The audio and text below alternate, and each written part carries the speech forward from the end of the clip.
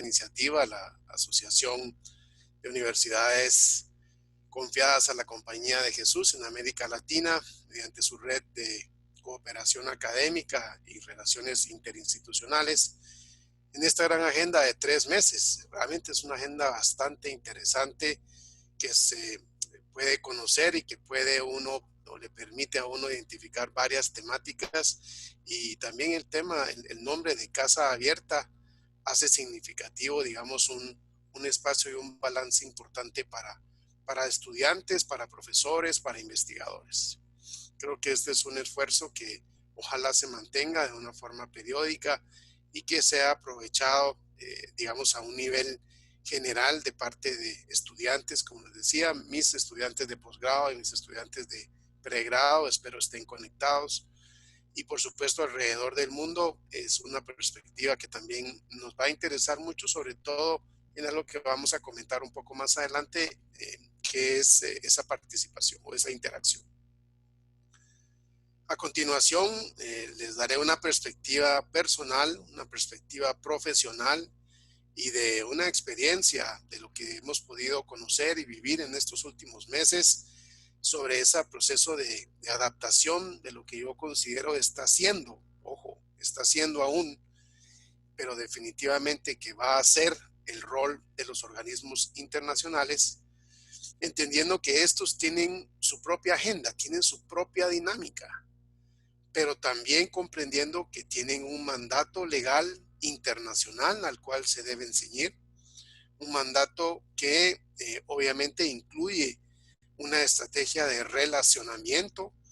Aquí podríamos hablar sobre el famoso soft power que conocemos todos, que ha estado involucrado en los últimos años, y por ello un poco la obligación, digamos, de empatar estas agendas a aquellas que, digamos, los propios países eventualmente pueden tener en cuanto a este marco del COVID, y esencialmente hacia las necesidades de una población que se ubica quizá en algunos lugares con más, digamos, con más necesidad que otros. Y por eso es que los organismos internacionales en estos procesos tienen que ser muy claros, no solo en la perspectiva de lo que ellos mismos generan como un espacio importante, sino también articular esos esfuerzos mediante los mecanismos de política pública, mediante los mecanismos de estándares internacionales.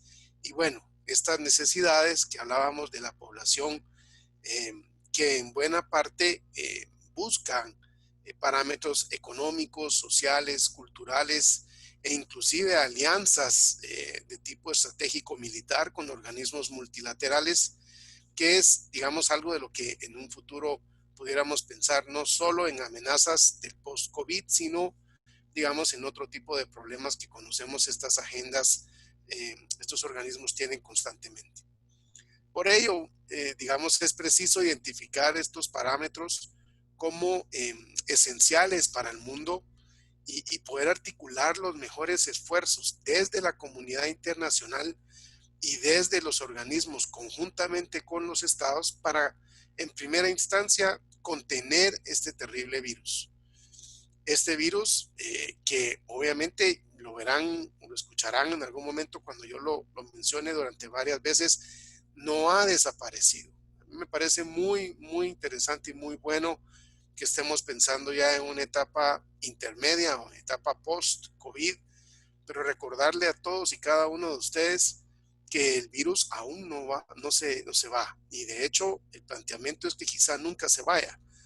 Lo que seguramente es que aprenderemos a convivir con él, y pues esperamos que la ciencia médica y la parte bióloga haga ese esfuerzo por mejorar esas condiciones de, digamos, contener ese virus e inclusive obtener eventualmente su cura.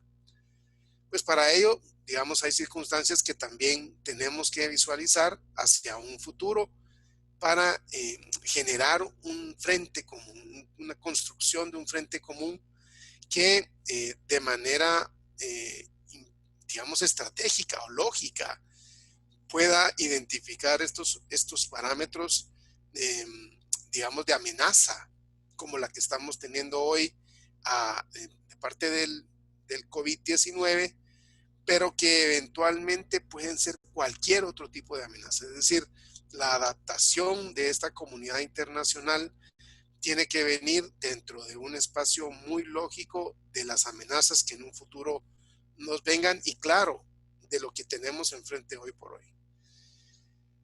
Para identificar estos parámetros necesitamos obligadamente recordar o plantearnos dos antecedentes. Uno que ya es un poco de historia, el planteamiento de los objetivos de desarrollo del milenio y las agendas que eventualmente tienen o subsisten derivado de ello, y cómo se ha convertido ahora en esta agenda de Naciones Unidas 2030, en ese mecanismo multilateral con los objetivos de desarrollo sostenible.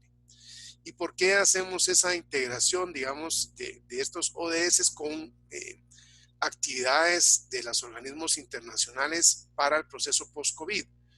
Pues simple y sencillamente porque hemos visto que esta agenda multilateral de los ODS es en donde se recae o se hace evidente las grandes debilidades de los países pobres, los países que están en proceso o en mecanismo de desarrollo y que son a quienes ha atacado este virus, digamos, con precarios sistemas de salud, con precarios sistemas inclusive de comunicación entre las poblaciones y con, digamos, un desbalance no tan favorable hacia estas poblaciones en cuanto a educación, pobreza, seguridad alimentaria y otros planteamientos más que están contenidos en los ODS, pero que ahora la agenda deberá fluctuar, deberá cambiar, deberá motivar la inclusión de este tipo de amenazas que, ojo, no teníamos en casi 100 años a este nivel.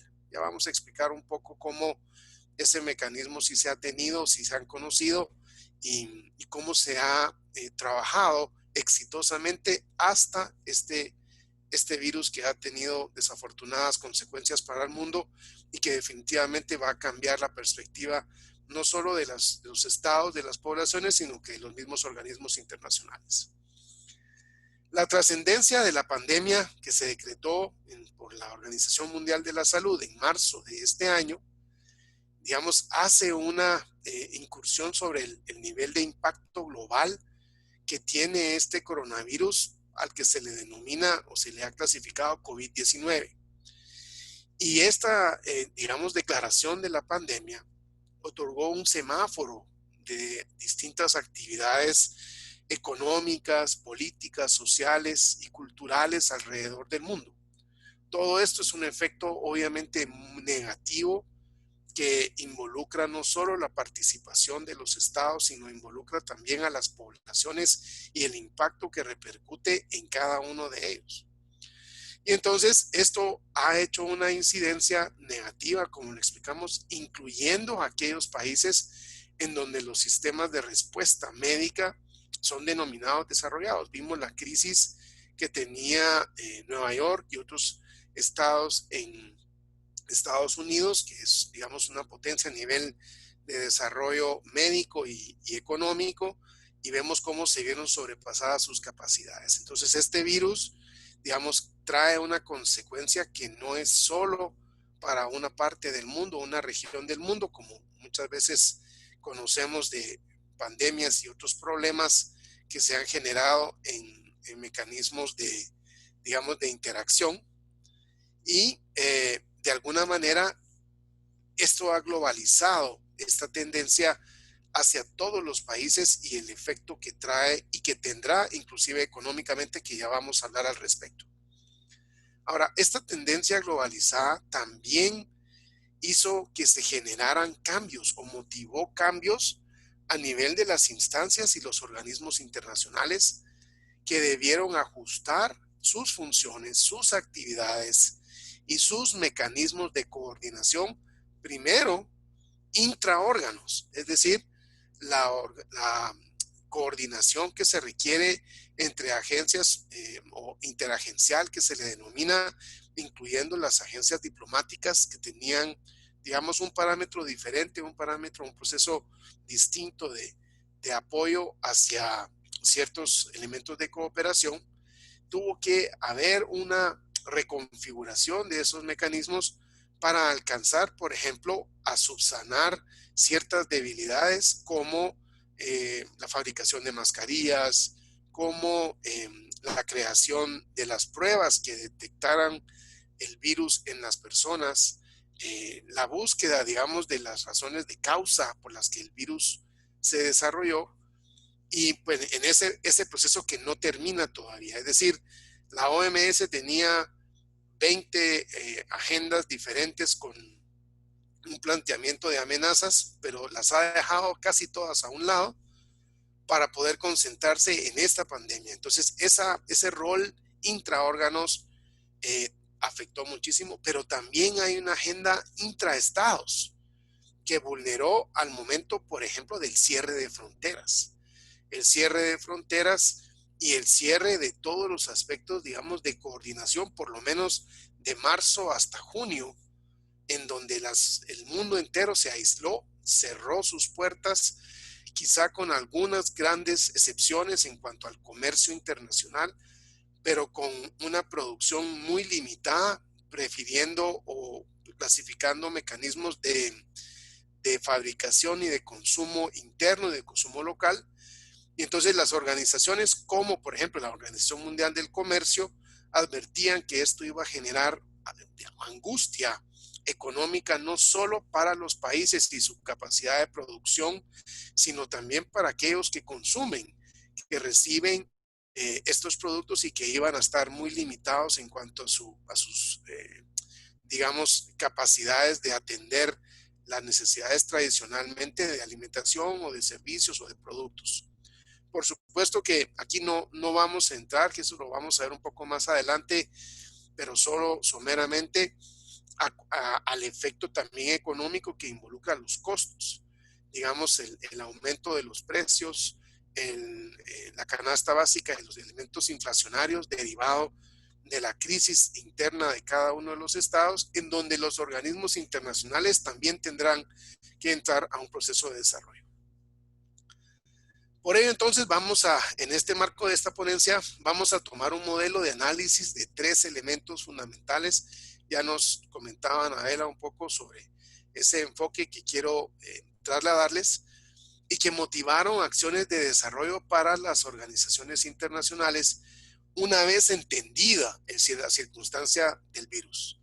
Porque, como lo explicaba, el virus no se ha ido, pero cuando inicia el proceso, que recuérdense que tiene un número 19 por una razón, por una lógica, y es porque en la alerta que se da en China de la expansión del virus a nivel comunitario llega en noviembre del 2019, y bueno, los estudios de la Organización Mundial de la Salud hicieron un parámetro de contención, recomendaron una serie de acciones, pero a pesar de que esto fue identificado teóricamente de forma rápida, esta ciudad tenía comunicación hacia afuera de China con mucha actividad comercial y también mucha actividad individual o personal.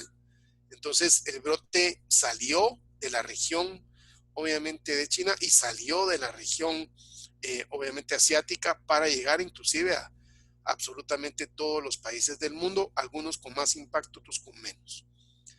Pero los procesos de programación y de planificación internacional que están en marcha, que se han empezado a desarrollar derivado de la pandemia, nos permiten discutir 3 escenarios, ya que se dimensionó exactamente de qué estamos hablando por el escenario del mundo, en donde ya se dice, ya no es solo una región, sino que es todo, nos va a llegar a todos. Entonces, tenemos que ver cómo los organismos internacionales han reconfigurado sus agendas. En primer lugar, los procesos preventivos de salud, algo que ya les comentaba inicialmente y explicaba que se promovió desde agendas de cooperación hasta análisis y estudios para lograr la prevención de la salud. Esta prevención de la salud hace que, digamos, el impacto a nivel de los enfermos y desafortunadamente los fallecidos sea menor gracias a una tendencia que se busca, digamos, dentro de los países programar por medio de estas organizaciones internacionales articuladas con las agencias de salud de cada estado. Entonces, gracias a eso, entendemos la lógica de que la mascarilla es indispensable para evitar el contagio. Sabemos que necesitamos aseo e higiene permanente y, bueno, otros programas más. Amén de, digamos, los elementos no solo de tanta prevención, sino que de atención en materia de salud, como por ejemplo los respiradores, para quienes entran en crisis, por ejemplo, las camas y los sistemas de uso hospitalarios o prehospitalarios, la misma medicina que se está generando. Hoy por hoy, la Organización Panamericana de la Salud y la Organización Mundial de la Salud brinda una asistencia muy alta en cuanto a las pruebas y, por supuesto, nada de eso es gratuito. Sin embargo, hay una concientización para que las farmacéuticas y las droguerías a nivel internacional entiendan estos parámetros. Pero la comunidad internacional se ha volcado hacia esa primera instancia que es la atención, el foco en salud. Y eso, mucho ojo, cambió o redireccionó parámetros financieros, programáticos y asistencialistas en todo el mundo para darle el enfoque a nivel de la pandemia. Pero bueno, hay un segundo enfoque que yo creo que es algo que nos viene todavía, ahora que ya sentimos la mayoría de países un impacto, pero que viene con una, digamos, una escalada poco a poco, que es cómo los organismos internacionales van a identificar y programar esfuerzos para apoyar programas de asistencia y desarrollo para la recuperación económica mundial. Algunos expertos económicos o digamos económicos internacionales hablan de que esta recuperación podría durar entre 2 y 5 años para alcanzar un nivel como el que teníamos en el inicio del 2020 y básicamente 2019, que no necesariamente tendría que ser bueno, pero sí ha fluctuado hacia un proceso, digamos, un escenario más negativo. Otros creen que la recuperación económica con base al mercado hace posible y hace viable que sea mucho más efectiva, más rápida, una vez el virus sea contenido. Pero recuérdense que el virus todavía, digamos, no se va. Y finalmente, vamos al final de la conferencia sobre cómo los organismos internacionales también han generado interacciones para construir sus procesos y sus mecanismos a nivel de las tendencias virtuales y tecnológicas. Un poco de lo que se le llama, digamos, el planteamiento de la ciberdiplomacia, que esto genera digamos, una vertiente que ya venía como un enfoque directo, como un enfoque formal, pero que no necesariamente había sido implementado para realizar estos primeros puntos de tanto de prevención y atención de la salud como la propia recuperación, que es lo que estamos viendo. Y ahora estos organismos internacionales seguramente se van a enfocar mucho hacia eso. Es una parte un poquito más operativa, pero creo que igual importante y que lo vamos a ver así a nivel de pincelada un poco antes de concluir la conferencia. Es meritorio entonces hacer mención de algo que seguramente ya todos conocen en este foro y se trata de las distintas acciones que realizan los organismos internacionales en relación a su enfoque multilateral. Es decir, este nuevo enfoque post Segunda Guerra Mundial que evoca un sentido de colaboración entre países a nivel de solidaridad con las poblaciones del mundo y un respeto derivado de la preocupación por el planeta. Estos elementos fundamentales tomados desde el inicio de la Carta de la ONU y recogidos posteriormente en múltiples instrumentos internacionales, desde la Declaración Universal de los Derechos Humanos hasta los más recientes acuerdos multilaterales y polisistémicos como el cambio climático, el reconocimiento a la libre determinación de los pueblos o las declaraciones en favor del desarrollo universal, son esa base para medir un antes y un después de las situaciones como la pandemia que nos afecta actualmente, de la cual aún estamos en ese proceso que explicaba yo de adaptación. Y es que es importante mencionar que los organismos internacionales que han tenido estas agendas no pueden configurarse solamente a raíz de ello individualmente o inclusive a nivel de, digamos, de sistema de cooperación o de colaboración o de diplomacia, de ese relacionamiento internacional. Tienen y esperan, obviamente, la participación y la introducción de los estados y sus poblaciones para esta adaptación y estos procesos. De lo contrario, eventualmente lo que sucede es que los esfuerzos no causan, digamos, una profundidad requerida o necesaria más que a nivel de prevención. Y entonces, esta es una base articulada que conocen todos los organismos internacionales, desde aquellos de crédito que van a dar sobre, digamos, financiamientos y apoyos, donaciones, etcétera, hasta aquellos que se introducen con ejes programáticos en las políticas públicas de los estados, por ejemplo, para saneamiento ambiental, construyendo temas de agua, o inclusive el fortalecimiento de las capacidades en materia de justicia o de institucionalidad de salud pública y educación, etcétera. Todo esto llega a un cambio mucho más desarrollado y que no va a ser tampoco inmediato, pero que requiere esas articulaciones. Pero eso es parte, digamos, de mi conclusión, no se las voy a adelantar todavía. Sin lugar a dudas, entonces, el rol de las organizaciones internacionales ha cambiado durante los últimos años y seguirá cambiando en relación a lo que el COVID-19 nos plantea.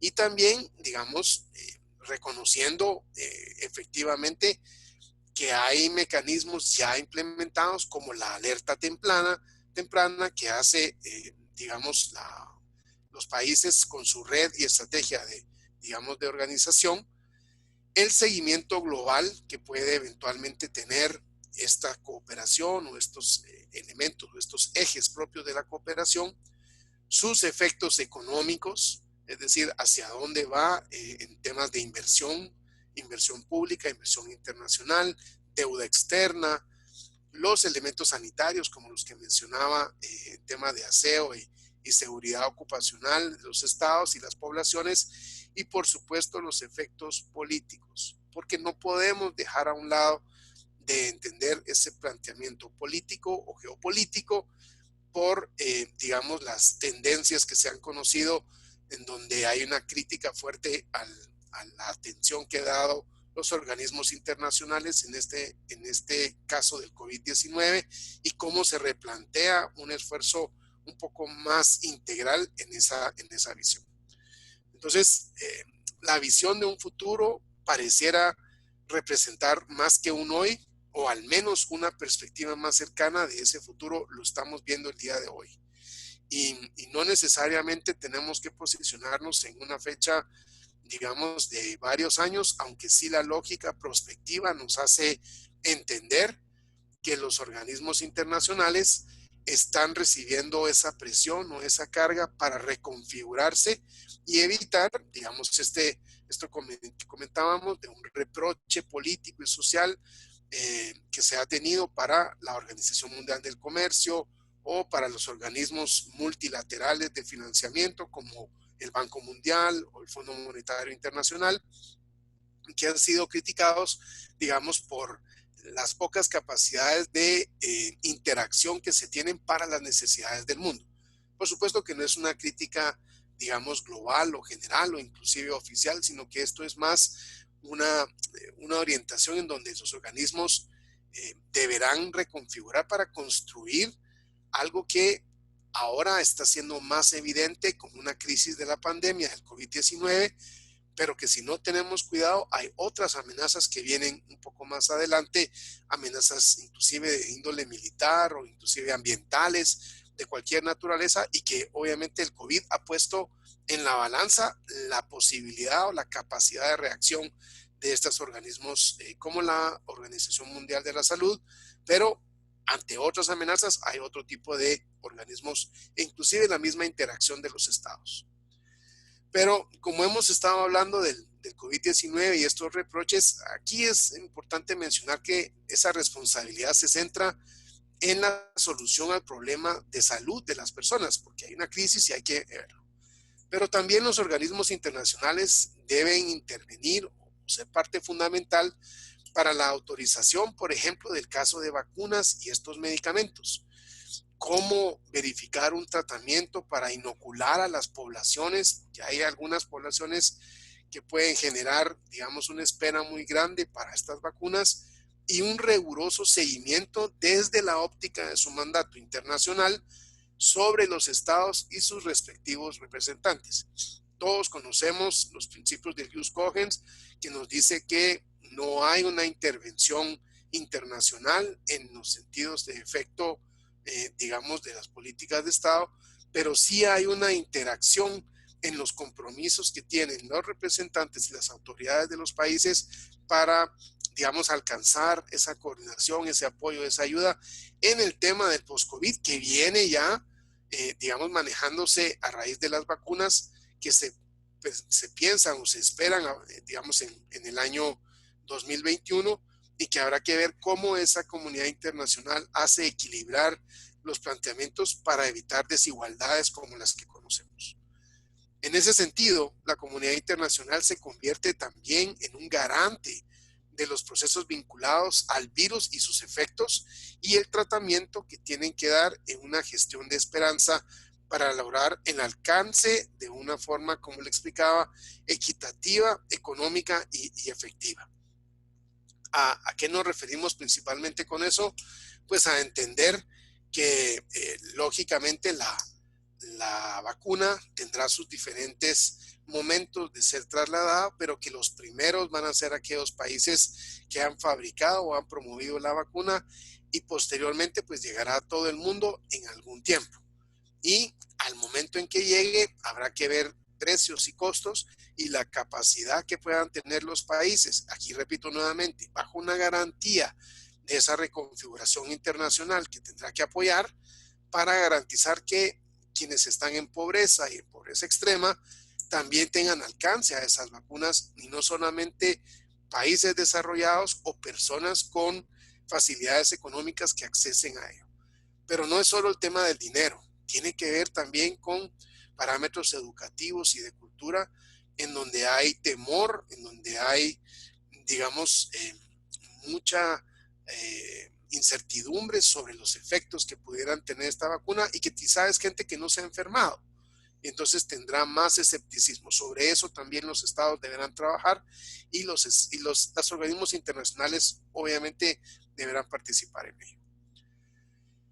Estos organismos internacionales entonces deberán, digamos, tomar 3 etapas diferentes de lo que yo considero para afrontar sus funciones, sus actividades y sus responsabilidades. Ojo, porque todos los organismos internacionales tienen un basamento de un marco legal internacional por el que se sustentan. Inclusive los países, digamos, que han accedido a temas de colaboración, pues obviamente tienen agendas específicas post, digamos, su crisis, de poder ayudar y colaborar con otros estados. Y tienen obviamente suscritos acuerdos de cooperación y otros tratamientos más.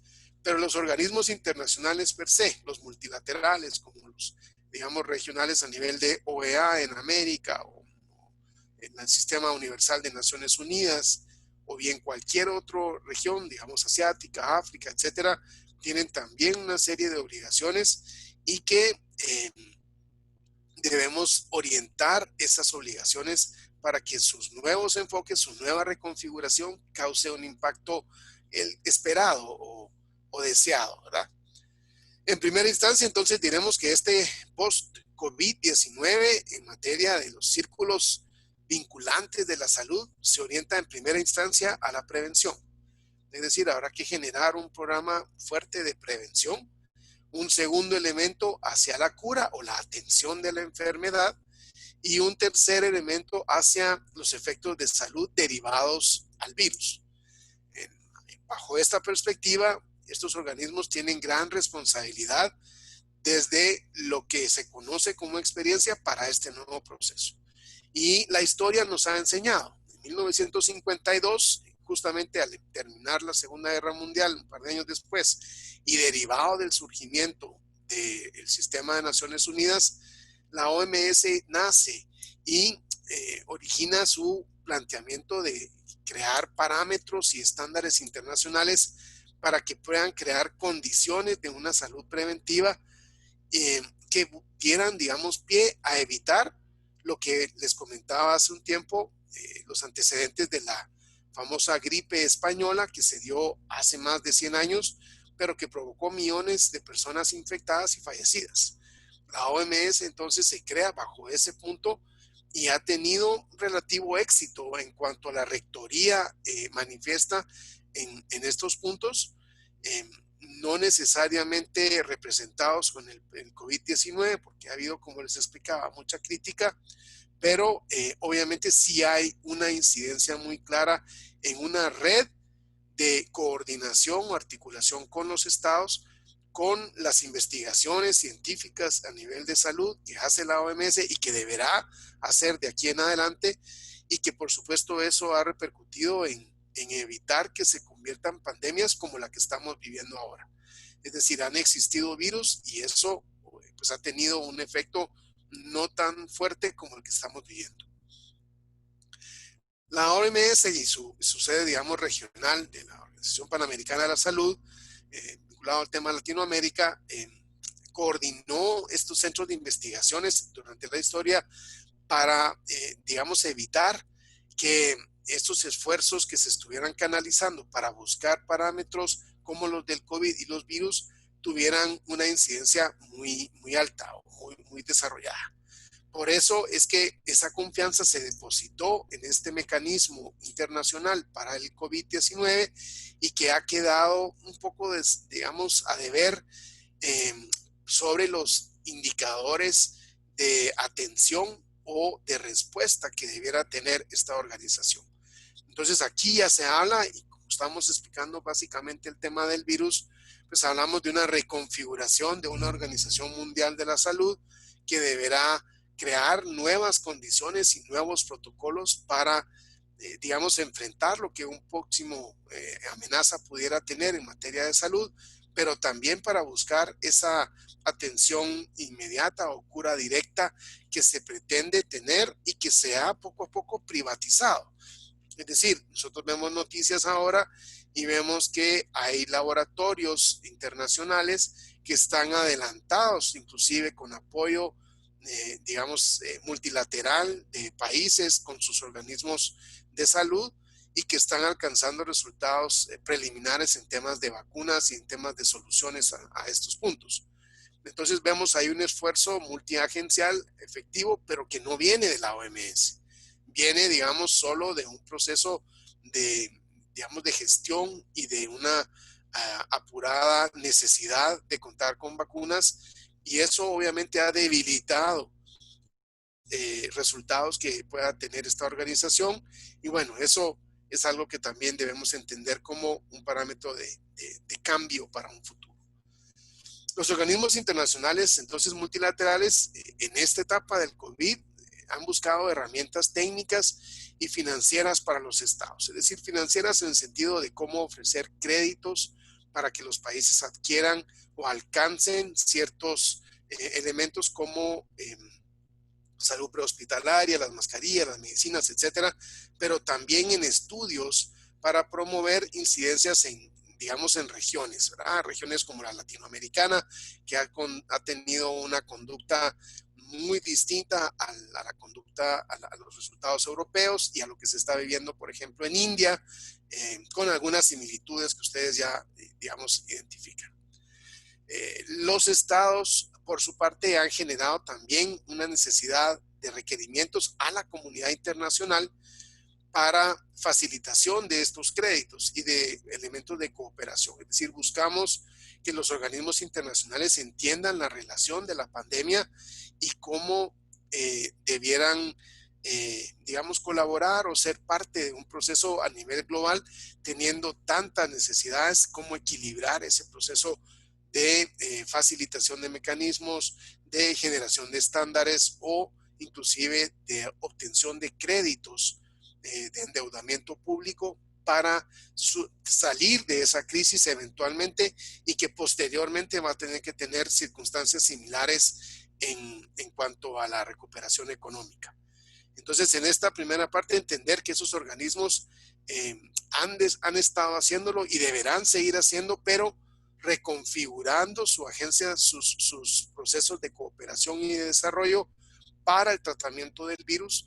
Y, digamos, tenemos historias. Esto no es la primera vez que sucede, lo que sí es que es de tanto impacto, sí, pero tenemos los antecedentes de cómo los descubrimientos del virus SARS, inclusive del virus del ébola en África, y la influenza tradicional con sus distintos elementos del coronavirus ha generado respuestas internacionales de configuración. Repito, no con este impacto, por lo menos no en los 100 años en donde en la gripe española pues todavía teníamos, digamos, una diplomacia y un tratamiento internacional muy inestable, pero esta es la primera vez que, una vez considerada un organismo, digamos, multirregional o universal como la ONU, pues se encuentra en la necesidad de adaptar sus planteamientos desde la parte financiera hasta los elementos de asistencia y colaboración en cada uno de los países. Una segunda condición, se recuerdan, al inicio empezamos hablando de tres. El tema de salud fue el primero y cómo reacciona este virus o esta comunidad internacional ante este virus. Y repito, no es tanto de pensar hacia el futuro, sino pensar en el ahora. La comunidad internacional ha reconfigurado sus esfuerzos para dar este tratamiento. Y eso es algo que es inevitable pensar que va a seguir en el resto de, digamos, de los meses o inclusive los años en temas de saludes. Ahora, una segunda condición, que es lo que explicábamos también al inicio, de poder identificar los cambios en los roles nuevos de los organismos internacionales en esta era post-COVID, que repito, estamos empezando aún, ya ha identificado el virus y sus condiciones, trata de uno de los puntos que tenemos más fuertes o más devastadores alrededor del mundo.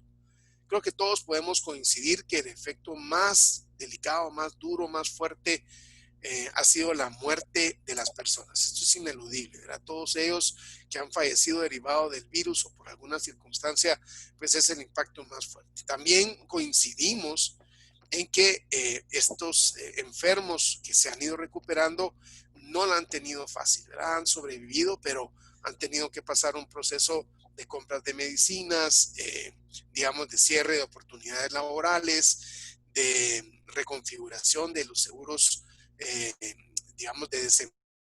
Y todo esto afecta esencialmente los parámetros económicos.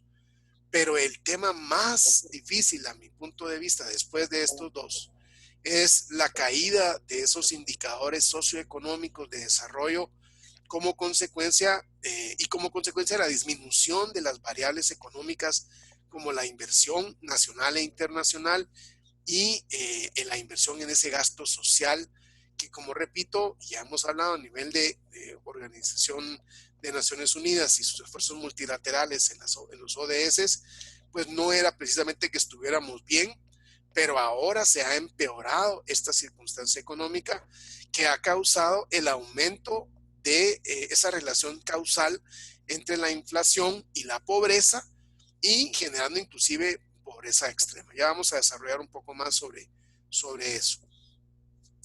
Derivado de lo que se ha estado comentando, se ha estado exponiendo, tenemos que pensar que la segunda gran agenda que ya debe estar sobre la mesa de los organismos internacionales es cómo alcanzar un proceso de reactivación económica de los estados. Y esta reactivación económica no exclusivamente o no necesariamente bajo los parámetros de crédito público, porque eso sí es muy importante.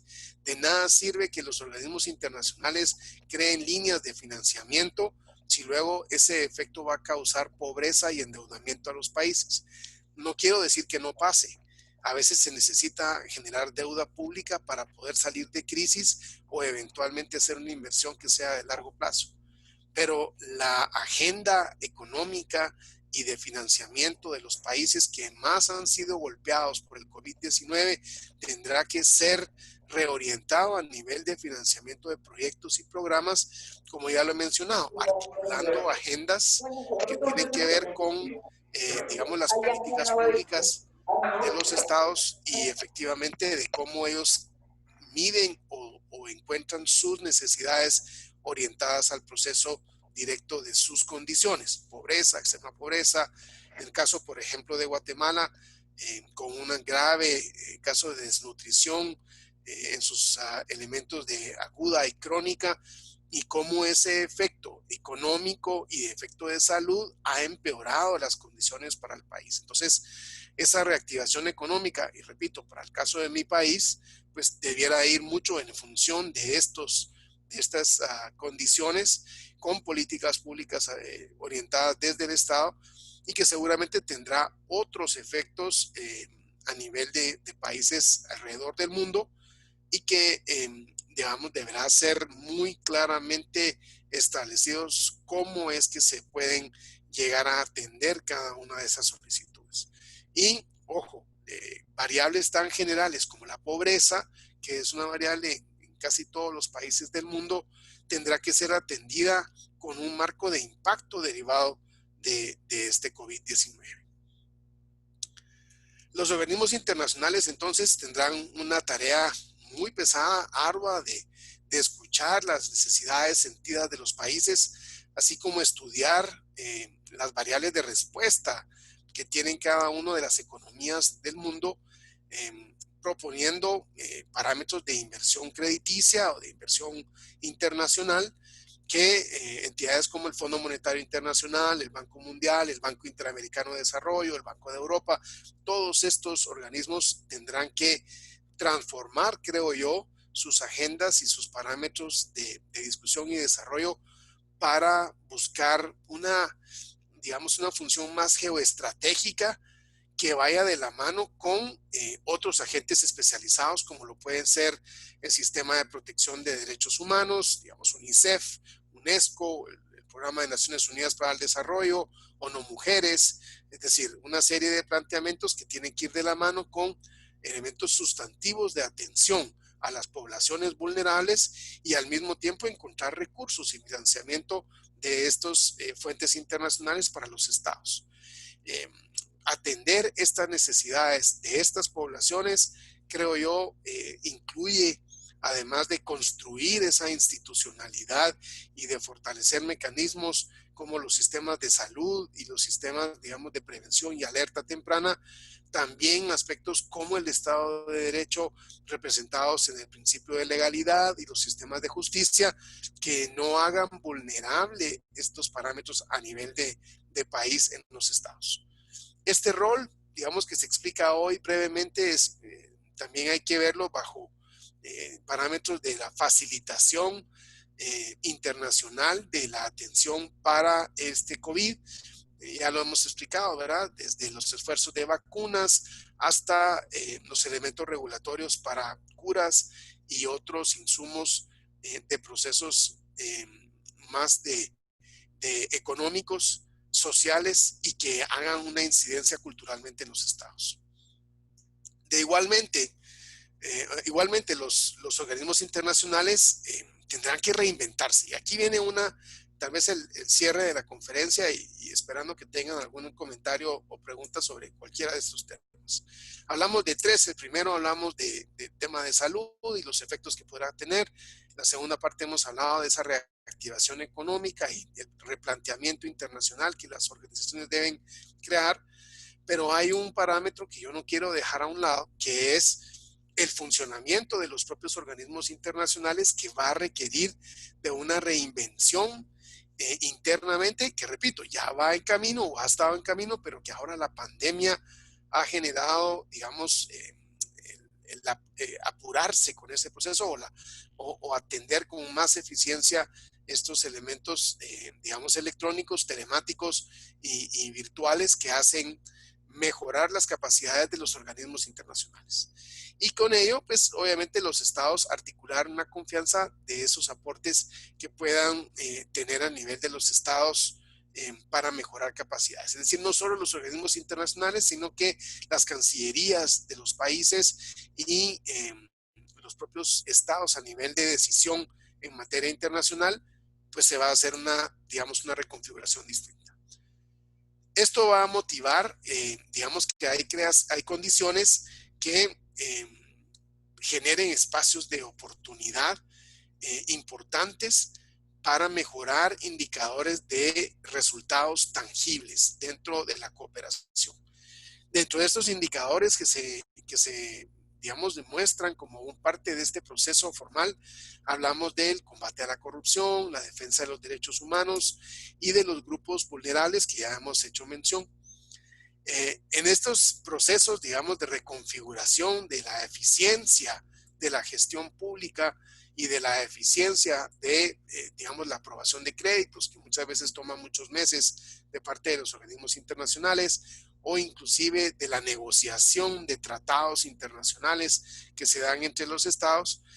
La comunidad internacional tendrá que reconfigurar esas acciones para dar una responsabilidad centrada en la realidad, digamos, electrónica o virtual que tenemos, y con ello, digamos, evitar que nos quedemos en una etapa previa a lo que antes estábamos acostumbrados y que ahora con las necesidades del post-COVID o de esta etapa del COVID, pues tendremos digamos, un mecanismo mucho más efectivo o más urgente de tener.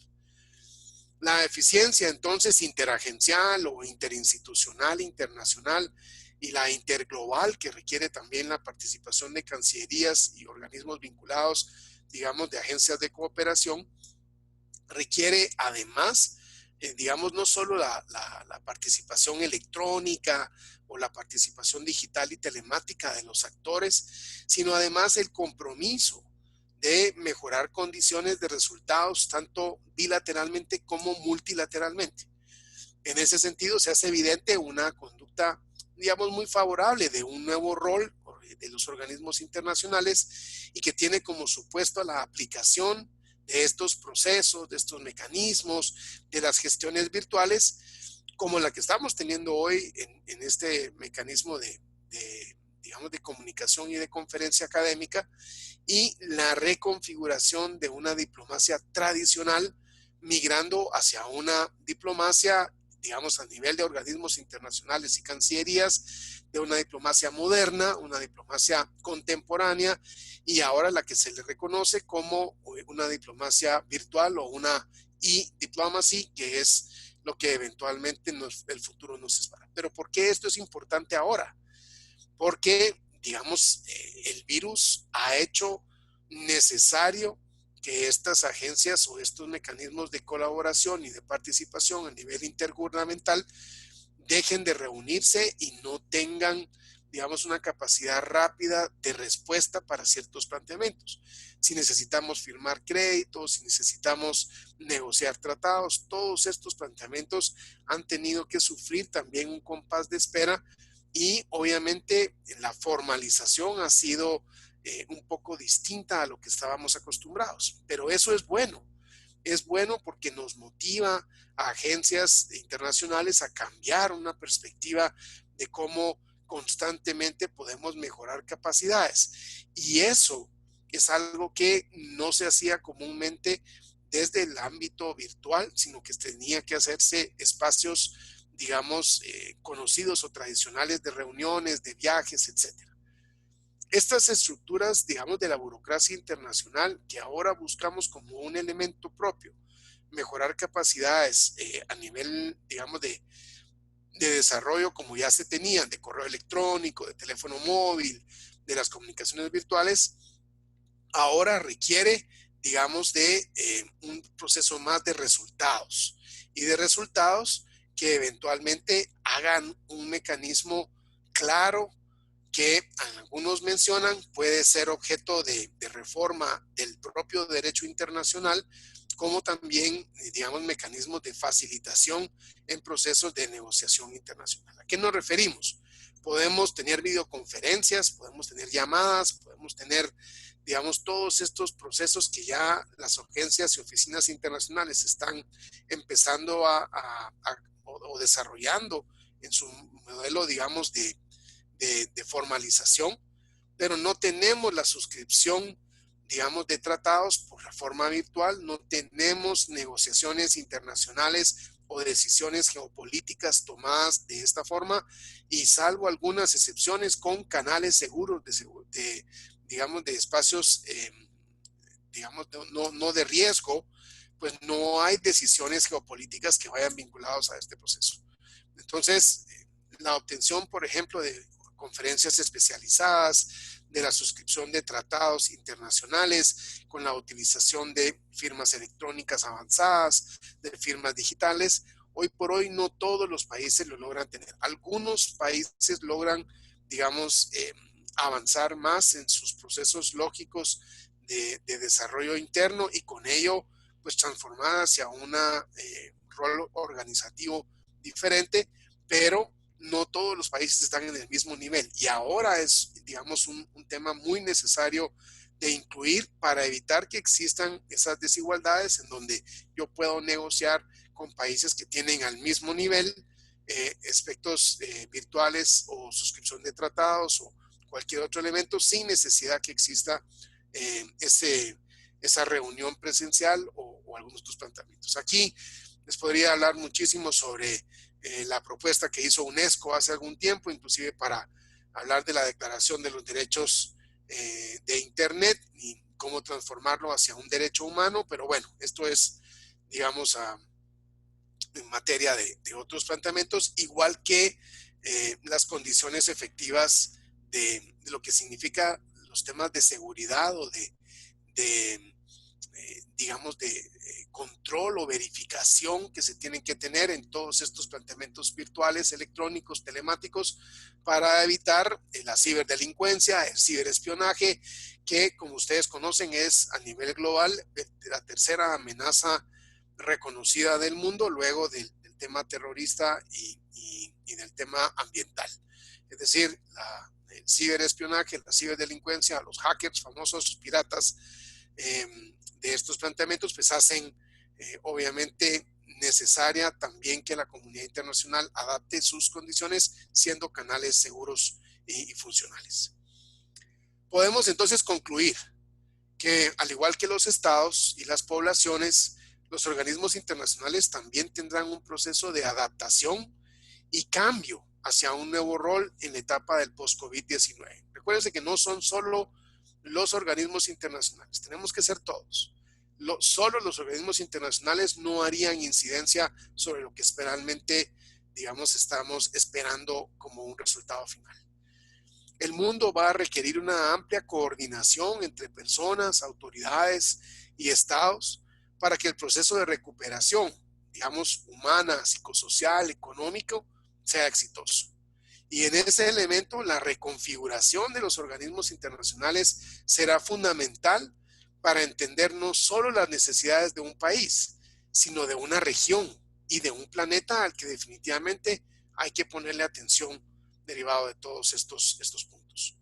La sensibilización temática y la creación de condiciones de resiliencia también será un importante factor que deberá promoverse en el ámbito de las agendas representadas por esa universalidad que tenemos en la ONU y traspolarse a enfoques de colaboración regional, colaboración inclusive a nivel de los países con más necesidad, entendiendo esto como parámetros económicos y sociales que generen no solo una visión novedosa del futuro, sino además un aprendizaje y una preparación de otro tipo de amenazas en donde sin lugar a dudas la cooperación internacional, la colaboración internacional, las agencias interagenciales tendrán siempre un rol protagónico y que deberán adaptarse poco a poco.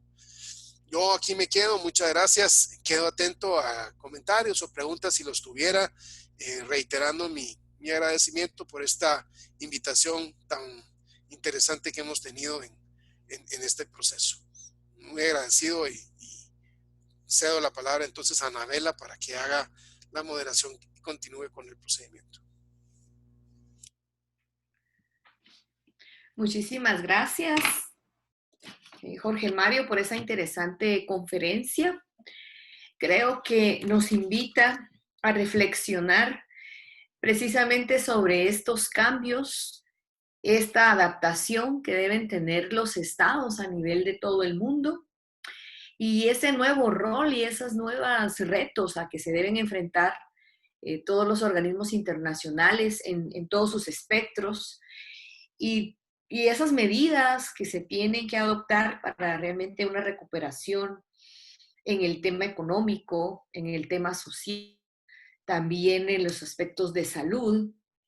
Y nos hace reflexionar también en esta necesidad del multilateralismo, la cooperación entre países, el repensar el relacionamiento de los estados, de los países, los nuevos enfoques y temas que deben de abordar los organismos internacionales, también estas nuevas demandas y la sensibilización a temas que estamos ahora enfrentados hasta a esta nueva realidad. La necesidad de un mundo pues, más coordinado y que se enfrenta pues, a un reto sin precedentes. Y finalmente, pues nos habla de todos estos nuevas acciones para poder desarrollar esta diplomacia cibernética y también esos retos para poder plantear los tratados y todos estos mecanismos legales que podemos necesitar y definitivamente pues replantear este rol de los mismos organismos internacionales que tienen ahorita un papel trascendental en todo este tema de la pandemia y también de la posemergencia sanitaria que pues nos va a llevar algunos años de seguir planteándonos todas estas situaciones. Así que muchas gracias, Jorge Mario, por tu disposición de participar, por esta interesantísima charla que nos da y nos provoca a mucha reflexión y a mucha perspectiva de qué va a pasar en el futuro. Y también pues una reconfiguración, como tú dices, del mismo mundo y una reconfiguración del Estado y de los mismos organismos internacionales y el papel que han jugado y que tendrán que seguir jugando en toda esta realidad. Así que muchísimas gracias nuevamente. También muchísimas gracias a todos los que están conectados en esta charla, en este conversatorio. Tenemos 40 participantes en este espacio. Y antes de ceder la palabra a comentarios del público, que lo podrán hacer de viva voz o a través del chat, les recordamos que deben de llenar dos fórmulas que están ya en el chat. Una es el registro de la participación a esta actividad y la otra pues es una encuesta con relación a la charla. Entonces, sin más, quisiera dar la palabra para este espacio de interacción con el profesor Andrino y pues están en libertad de poder hacer comentarios o poder hacer algunas preguntas al profesor Andrino, así que lo aprovechamos y le damos el espacio a la audiencia.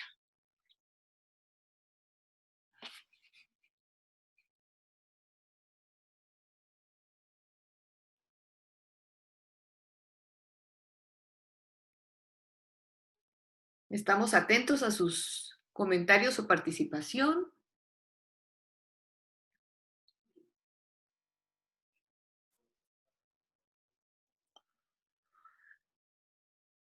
Yo voy a aprovechar que tengo el uso de la palabra para abusar de Jorge Mario y hacerle una pregunta un poquito que me está rondando desde hace rato. Tú hablabas del rol de la Organización Mundial de la Salud y cómo ha sido desde que se declaró la pandemia, pues uno de los organismos internacionales en donde se ha enfocado la atención mundial. Pero se han recibido muchas críticas con relación a cómo la misma Organización Mundial de la Salud ha venido administrando todo el tema de la pandemia y las medidas a adoptar por los países. No sé si tú pudieras abordar un poco sobre esto y en este sentido si la OMS sale fortalecida, debilitada, o cuál va a ser su función a futuro o cómo debería replantearse esto, inclusive la misma participación de los estados en la organización. Claro, con mucho gusto. Digamos que para poner en contexto, recordemos que la OMS lo que hace es tener agencias en cada uno de los países para esta red que comentaba yo que se creó en 1952 para poder ver amenazas de este tipo a nivel global. Y cuando se le da el aviso en noviembre de 2019 de parte de, digamos, el espacio en China, la OMS hace una visita preliminar, evalúa y dice que no hay necesidad de crear más condiciones. A pesar de un gran número de infectados en China, dice el virus es un virus local, es un virus que no tiene trascendencia.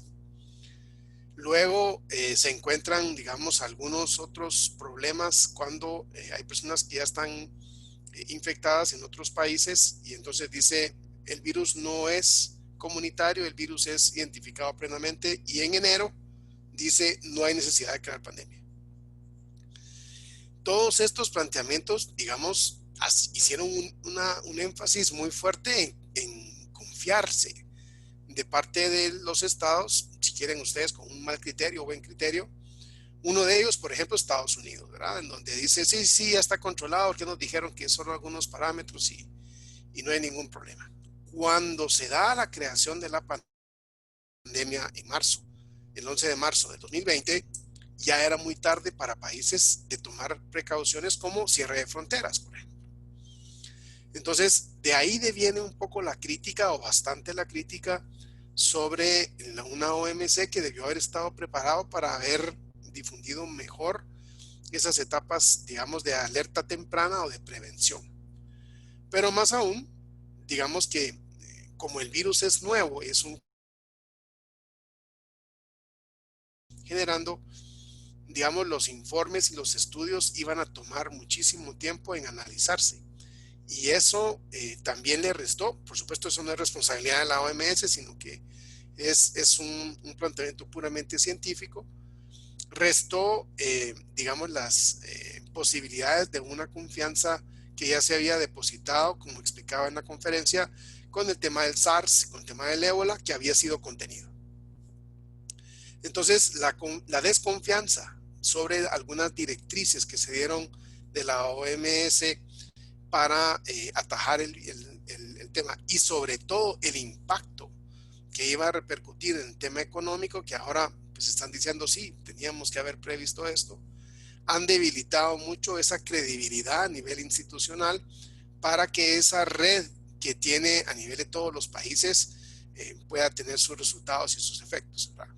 Amén de que a la fecha, después de que vamos a cumplir ya casi 10 meses o 9 meses, no tenemos una respuesta en cuanto a la efectividad de medicina, digamos, formalmente desde el organismo más importante de salud a nivel mundial.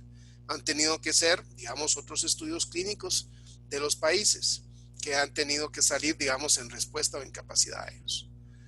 Y tal vez solo matizar de último que hay que tener también un poco de cuidado, que es susceptible de que pase, en donde algunos países han, digamos, se han desvinculado de los planteamientos de la OMS, principalmente por una agenda política interna de sus países. Y entonces, que es más fácil echarle la culpa a una organización como la OMS que decir que no se tuvo, digamos, las medidas de contención inicial o el resultado está siendo muy mal. Y lo vimos con Brasil, por ejemplo, ¿verdad? Brasil dijo, la OMS no me ha servido a mí de nada, yo estoy contagiado, las recomendaciones no han sido útiles, entonces ya no lo voy a escuchar más.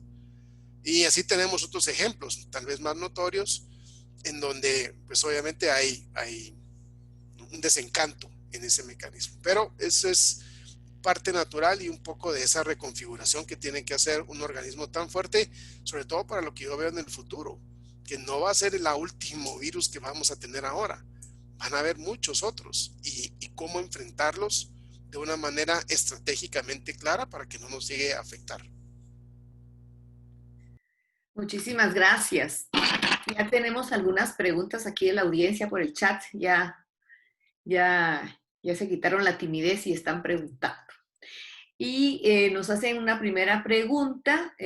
Bueno, agradecer la exposición del doctor Andrino y preguntan cómo desde los organismos internacionales o mediante políticas públicas se puede aumentar la confianza de la población para que se cumplan con las medidas preventivas contra el virus. Y voy a hacer la otra pregunta para que tú las integres.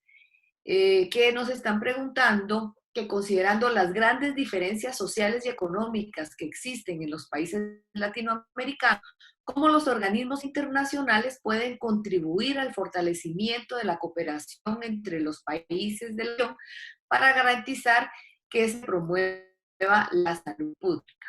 Y posteriormente, Luis Lemus está pidiendo la palabra, que va a hacer una pregunta, pero creería yo que pasemos a estas dos, Jorge Mario, luego le damos la palabra a Luis y esperaremos si hay otra pregunta de la audiencia.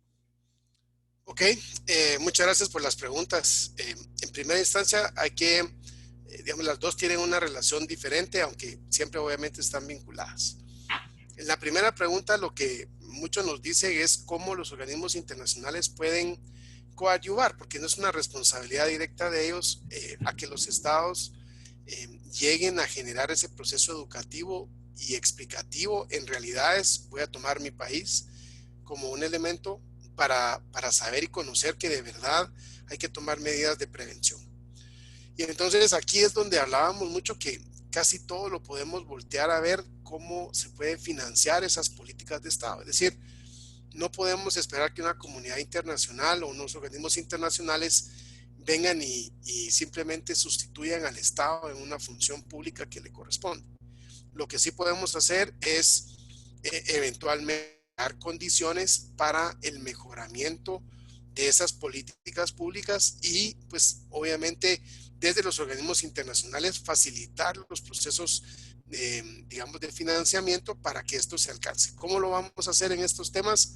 Pues hay variedad, digamos, no, yo creería que no es solo el cumplimiento de las medidas, porque a veces tiene que ver con educación o con parte de sensibilización cultural y que habrá que explicarle a las personas por qué el uso de la mascarilla es importante. Pero en el caso nuevamente de Guatemala, como sucede también, digamos, en la región andina o en otros lugares, digamos, de Latinoamérica, hay una diferencia, una barrera del idioma.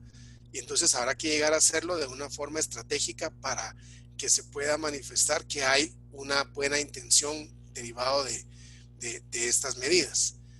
Pero yo diría un poquito más a fondo, digamos, ¿cómo le podemos pedir a las personas que se laven constantemente sus manos desde una óptica digamos, de prevención si no tienen acceso a agua potable? Entonces, ahí es donde realidades de los países no pueden venir como un organismo internacional a, digamos, a sustituir una labor del Estado, pero sí pueden financiar políticas y sí pueden hacer recomendaciones que eventualmente permitan estos procesos de prevención. Si hablamos directamente sobre, digamos, un planteamiento de cómo educar a las personas, pues hay mecanismos, hay facilitadores, promotores sociales y todo eso tiene un costo que obviamente tendrá que empatar, como lo decía en la conferencia, política pública con el rol de las agencias. Lo que sí es muy importante es que, digamos, el Estado no cree esa necesidad y luego las entidades internacionales digan, no, es que nuestra agenda tiene que ver más con parámetros de mejora en el comercio internacional, por ejemplo. Entonces ahí sí estamos un poco desfasados en cuanto a uno y el otro, y ese es el empate que tiene que darse. Y en la segunda pregunta, tal vez lo más necesario de entender es que ese es uno de los grandes factores que yo creo está ausente en los organismos internacionales y no va tanto hacia las entidades regionales o multirregionales, sino que va en función de las agencias de cooperación de los países en una funcionalidad correcta. En la región, por supuesto, tenemos muchas experiencias que podemos compartir, pero si les contara yo, digamos, no conozco la incidencia totalmente latinoamericana, pero en la subregión centroamericana les puedo decir que más que buenas experiencias, tuvimos problemas muy serios en nuestra región en donde no había compatibilidad de los esfuerzos. Costa Rica cierra sus fronteras para el comercio, digamos, de la región en un acto del principio de reciprocidad. Honduras y Nicaragua hacen lo mismo. Hay un problema de suministro de bienes y servicios y eso en medio de una pandemia, en lugar de generar fuentes de colaboración y de cooperación mutua. Entonces, ahí lo que se necesitan son liderazgos fuertes digamos, agencias a nivel de cooperación. Aquí tenemos nuestra agencia del SICA que debiera, digamos, articular esos esfuerzos y buscar como una alternativa regional, en este caso subregional, y si vamos a hablar de la región latinoamericana, de la región americana, y si vamos a dar a nivel de universalidad de todo el mundo, de remar por el mismo lado o caminar por la misma vía con esfuerzos compartidos. Y eso es algo que, digamos, es una gran meta para los organismos internacionales. Muchísimas gracias. Vamos a dar la palabra a Luis Alberto Lemos, que tenía una pregunta. No sé si estaba por acá listo para hacerla. Sí, aquí estoy, Anabela. Buenos días. Muchísimas gracias. Un gusto de verte y de escucharte. Muchísimas gracias por la conducción de la actividad. También nuestro agradecimiento al doctor Andrino, ¿verdad? Por la excelente, digamos, conferencia. Bueno, realmente ya el doctor Andrino se me adelantó un poco, ¿no? Con lo que precisamente yo quería ahora preguntar, y muy interesante. Y es, ¿me escuchan? Sí, perfecto. Sí. Ok. Doctor, la pregunta concreta es, hay yo creo que una percepción, ¿no? Bastante amplia, generalizada, tanto en Centroamérica, en el resto de América Latina, posiblemente en otras regiones, respecto a un debilitamiento, ¿no? De los organismos, digamos, integrados por los estados. Usted mencionaba hace un momento precisamente la necesidad que hay de un liderazgo, ¿no? De los estados, ¿no? Para enfrentar este tipo de situaciones, y realmente creo que tiene que haber un modelo de corresponsabilidad entre todos los actores. Pero mi pregunta concreta es, pareciera o no, más bien, en el caso de nuestra región, en Centroamérica, hubo un silencio, es decir, vemos todos y todas que no hubo un pronunciamiento de plataformas no regionales muy importantes que sabemos todas y todos, ¿verdad? Que ya tienen pues varios años trabajando en un fortalecimiento del modelo de integración, pero hubo un silencio, ¿no? Hubo decisiones unilaterales tomadas, ¿no? Por los estados. Usted mencionaba ahorita ejemplos de algunos países de la región y que luego hubo un impacto también económico, ¿no? En ese sentido. Y luego vemos en otras regiones del mundo, concretamente Europa, ¿no? Donde también empiezan a verse una serie de decisiones que toman los estados de forma unilateral, ¿no? Pareciera que no hubo primero como un diálogo no consensuado entre todos los estados. Entonces la pregunta concreta es, ¿hubo a raíz de la contingencia generada por la pandemia un debilitamiento más profundo aún de estos organismos regionales integrados por los estados? ¿O más bien nuevamente se evidencia, se visibiliza cuán frágiles aún son estos modelos, sobre todo en contextos como el centroamericano y el de América Latina? Esto desde su experiencia y conocimiento, ¿cómo usted lo ve? Muchísimas gracias. Claro, muchas gracias por su pregunta y su intervención. Yo quiero coincidir plenamente con el segundo planteamiento. Bueno, en general creo que la institucionalidad de estos organismos internacionales está no solo puesta en duda, sino además constantemente evaluada.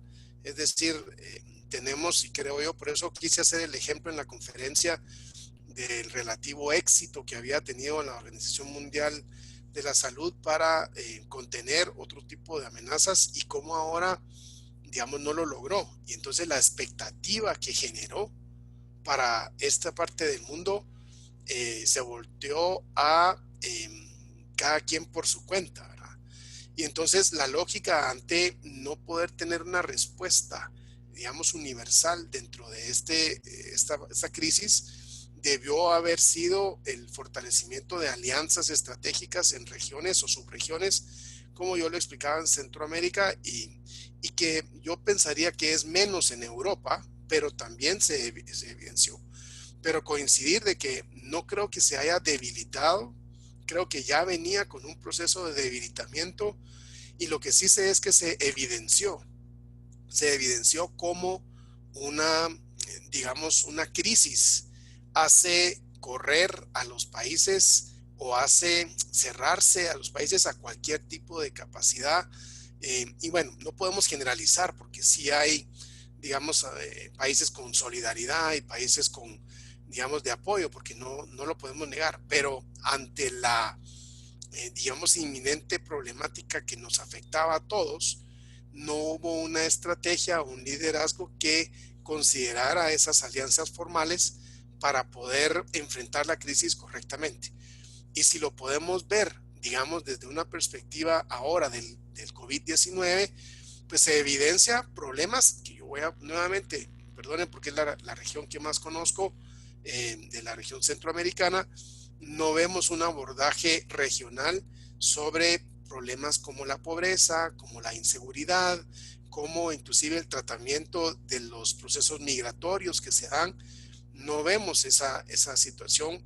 Vemos esfuerzos, algunos planteamientos, pero pocos resultados. Entonces yo creo que evidencia la necesidad de reconfigurar estas alianzas. Claro, ojalá tuviera yo la respuesta y la varita mágica para decir cómo hacerlo. Esto es un camino que tiene que generar mucho, digamos, mucho orientación en cuanto a los alcances y la propia participación de los estados.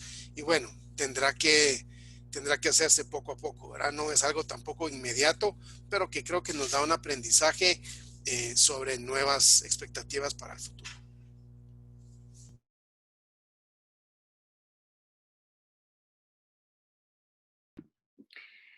Muchísimas gracias, doctor Andrino. Creo que la otra pregunta que nos hacía Balam Rosales ya fue abordada en esta respuesta que nos has dado. Nuevamente agradecer tu disponibilidad de compartir con nosotros todas estas reflexiones y estos puntos que nos hacen reflexionar sobre una nueva organización del mundo, ¿verdad? Y sobre el nuevo papel que deben jugar todas estas organizaciones internacionales. Vamos a despedir al doctor Andrino, ya que él pues tiene una agenda muy ocupada que desarrollar el día de hoy, y nosotros pues seguiremos instándolos a que sigan participando en este espacio de Casa Abierta. Volverles a recordar que tienen que llenar las dos formas que están en el chat para registrar su participación, y luego pues es una pequeña encuesta sobre esta actividad, e invitarlos cordialmente a que sigan en este programa de Casa Abierta y sigan participando en las actividades que han sido planificadas desde septiembre hasta noviembre. Para hoy tenemos dos actividades a las 10 de la mañana. Es la primera y es sobre la presentación del programa de intercambio estudiantil para estudiantes en el extranjero que tiene la Universidad Rafael Andívar de Guatemala.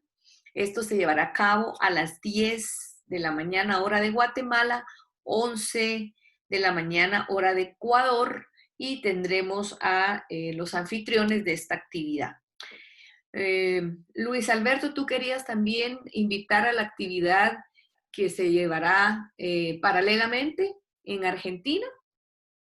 Muchas gracias, Anabela. Sí, pues nuevamente me sumo al agradecimiento al doctor Andrino, ¿verdad? Por su tiempo y por su compartir muy valioso en este espacio de Casa Abierta de la Asociación de Universidades Confiadas a la Compañía de Jesús en América Latina, ¿verdad? AUSJAL, desde México hasta Brasil, y como se mencionaba al inicio, serán más de 50 actividades que vamos a realizar durante 3 meses, divididas en 3 componentes. Un componente relacionado con la promoción de nuestras universidades para la movilidad estudiantil.